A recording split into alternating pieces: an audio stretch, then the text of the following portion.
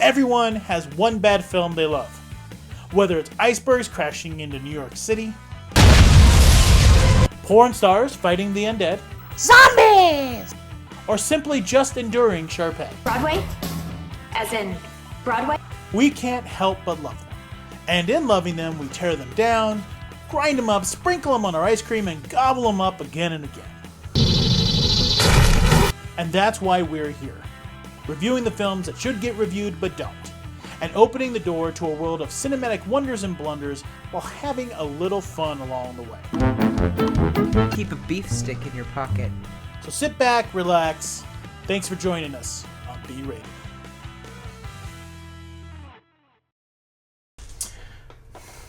Oh, intertwine. Deceit, love, temptation. Sounds like a Christmas at my ex-girlfriend's house. Hello, everyone. Welcome back to B-Rated. I'm your host, Chuck Peters, the show where we review the films that don't get reviewed but should. Or should they? Sorry I've been off, kind of gallivanting around a little bit, kind of doing a little soul searching, or searching for souls, whatever. That isn't really funny, but I said it anyway. This week's film was The Decoy Bride, starring David Tenant. And now, anything with David Tennant in it, I'm going to jump on it, because I think he's great. I first got to really see him perform in Doctor Who seasons 2, 3, and 4 as the 10th Doctor. Oh god, the guy's hilarious. So when I saw him in The Decoy Bride, I was like, oh great, I want to check this out. The main character, I guess you could say, is a young girl in this very small, kind of out in the hick, a British version of Out in the Hicks, out in the hick town where her life's not really going anywhere. Basically, all they do is they stay home in this town and get married and have kids, and it's kind of like Central Washington. Just kidding. But she wants to get out. She wants to do other things. She wants to go on with her life.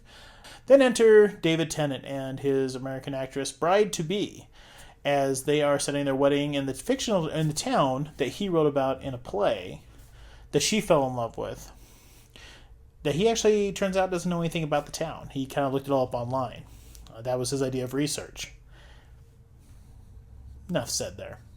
As the story progresses, Katie Nick-Ayoda, a female lead, meets up with James Nell Arbor, played by David Tennant, as James Nell Arbor and his soon-to-be wife, Laura Tyler, are here, getting away from the paparazzi, trying to get married in peace. It's a crazy story about just... It reminds me a little bit of French Farce. It's a lot of like coming in, missing each other, being chased around. It's not new. It's not something that's going to shock you with its storytelling. But anyways, it's a fun film, and we do have a clip from it. So here's a clip. On the sleepy island of Hag. Nobody's going to buy a guidebook to here unless it's cheaper than our toilet paper. A conference. The tide has turned. They want my castle for a week. No throwing yourself at the men, Katie. We're looking for the castle. We're marketing people. Do you like it? Get me an office, £20,000 in cash, a construction crew, and a cappuccino. Katie had just about given up on love. Hollywood actress Laura Tyler and her British fiancé have slipped away to get married in secret. Well, I've no idea where we are, but it's perfect. It's just us. Is that the press? We're dead. It's like tea. I would pay 200 grand for that photo. We need a decoy bride. How's that gonna work? If you ever fancy a coffee, I'm a whole lot hotter than I look. Who's that awful girl? Now she's faking a fairy tale wedding. Oh.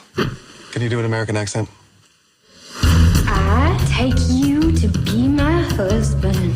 Did you sign the register? You saw me, why? Thinking on the bus I may have signed my own name.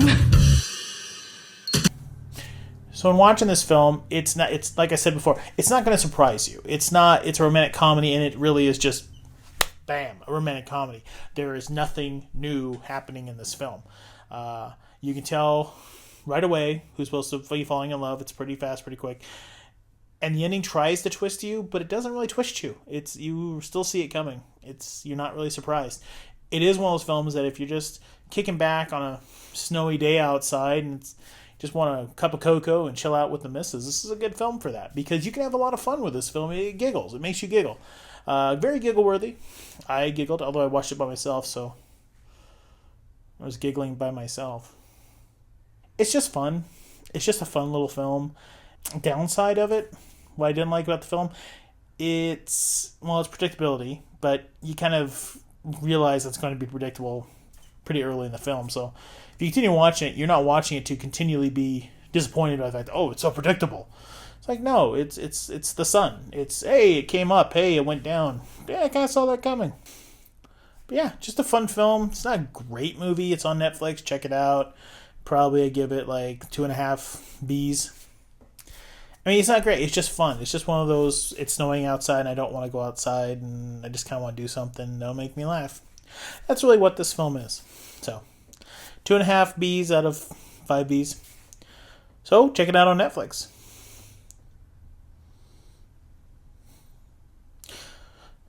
So that's our show for the week. So thanks for tuning in, and make sure to follow us on facebook.com/BRatedShow. Or if you have any questions for me personally, you can email me at bratedchuck@gmail.com.